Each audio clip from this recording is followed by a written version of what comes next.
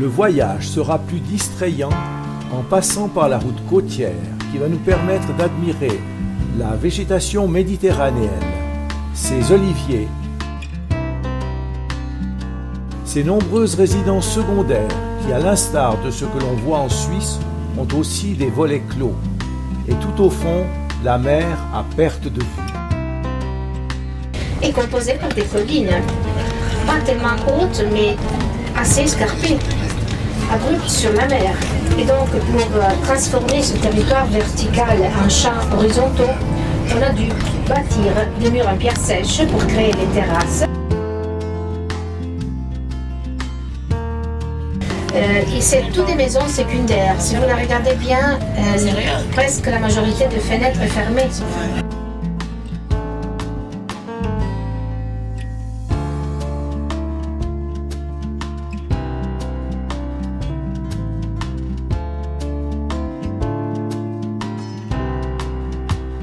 Benelli, son Benelli était l'écrivain.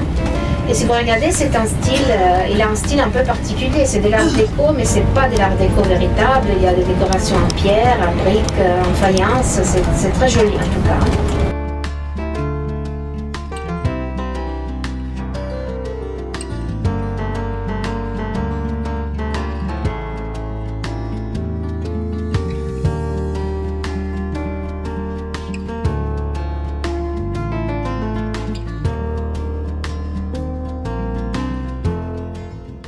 Rapallo, dans le golfe de Tigullio, à 25 km de Gênes, compte 30 000 habitants.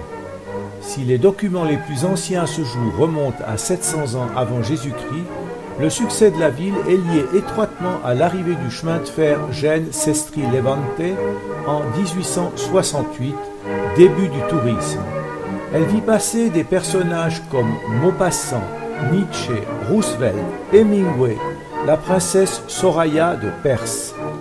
Après la Seconde Guerre mondiale, c'est l'arrivée de l'autoroute A12 depuis Gênes qui redonna un grand coup de fouet au tourisme de la ville.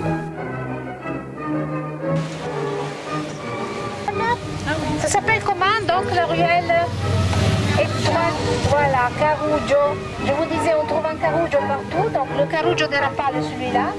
Si vous le suivez jusqu'au fond, vous arrivez, disons, où il y a l'église. Si vous tournez à gauche, vous trouvez la mer. En tout cas, il y a des petits détours souvent. Si vous prenez n'importe quel, vous arrivez sur la mer.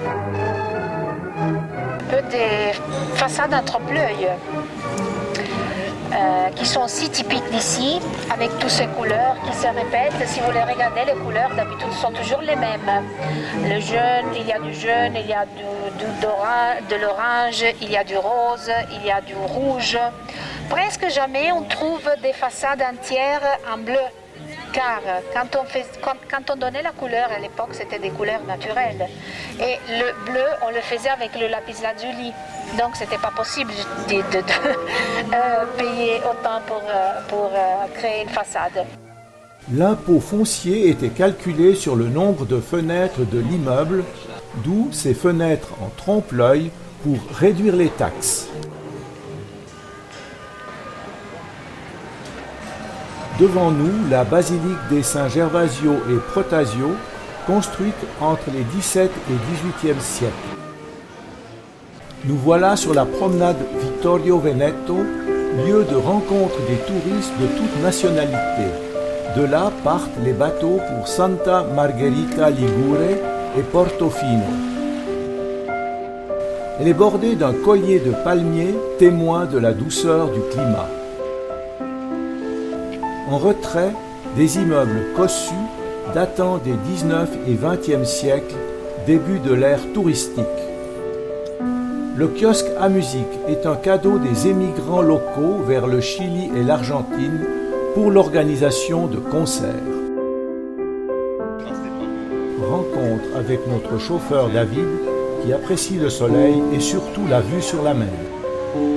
Les collines environnantes sont couvertes de résidences de styles très divers, offrant une vue imprenable sur le golfe.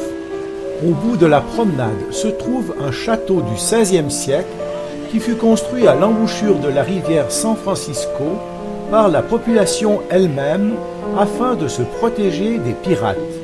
La ville était bien entourée de murailles, mais en 1549, la flotte de l'amiral ottoman Dragut assiégea la ville, la pilla et fit enlever les habitants pour les vendre comme esclaves. Aujourd'hui, ces murs sont dédiés à des expositions et autres événements culturels. Chaque 3 juillet, le château est symboliquement brûlé par un feu d'artifice.